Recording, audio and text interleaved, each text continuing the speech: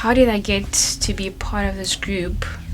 And I kind of walked into Tammy and then eventually into Sima, and I said to them, girls, do you want to write with me? I really want to write a song that's in Afrikaans and Zulu, and it's about race. I really just wanted a nap. And I went over to Andriette and I said, listen, I'm done actually. I mean, if you don't mind, I don't have a group anymore. My group is done. And she was like, no, wait, we've got this song. I was like, no, I know you've already got like your little group planned and everything.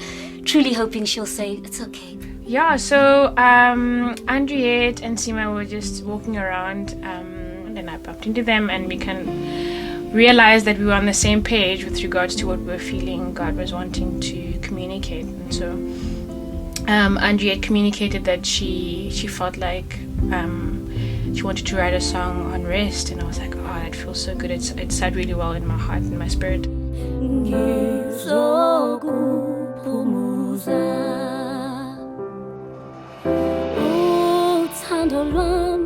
So we went into the chapel and we just sat there, and I said, let's try to write it without even having the piano in front of us. Let's just have scripture and see what comes out of it. I had like an hour or something of free time, and I said, Lord, where do you want me to go? Holy Spirit, where do you want me to go?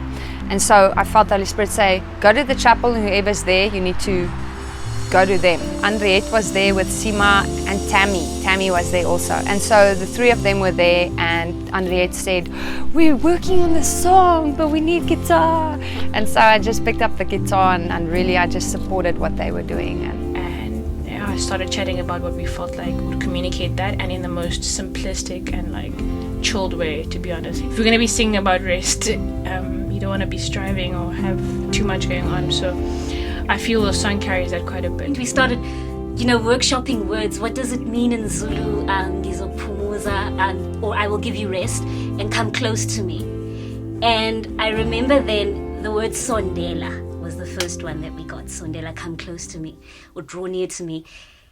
And I remember sitting there thinking, sondela di wena tangele. Sima, she's an incredible songwriter, and she just got this melody while looking at the Zulu words. And she's like, okay, guys, I have a melody, what do you think? And I just fell in love with it. I said to her, it's so beautiful, it sounds like a lullaby, it's exactly what we want. From there we came to the Afrikaans chorus, the resach. It just worked, it did its thing.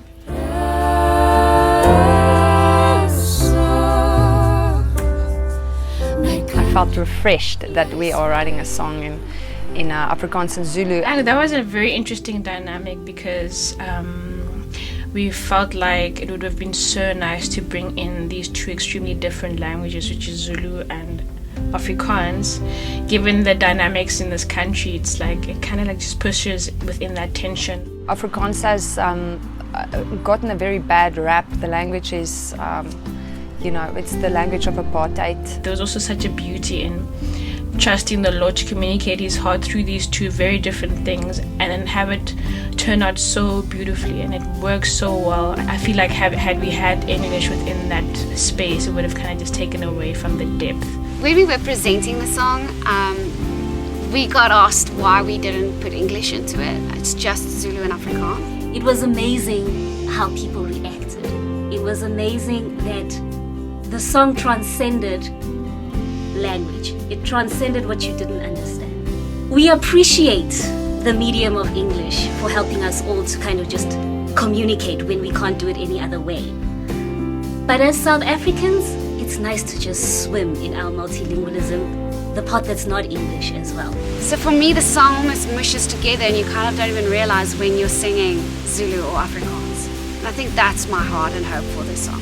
I guess given the context and the connotations that these languages speak to, that it would bring the Father's heart over and above all of these issues. Let's make an effort to understand other people's languages, because then you kind of talk to them right in their heart where they really understand. And I think music makes those things possible. That's my hope, that it just does that. It helps you get into a space where you can just rest in the Father.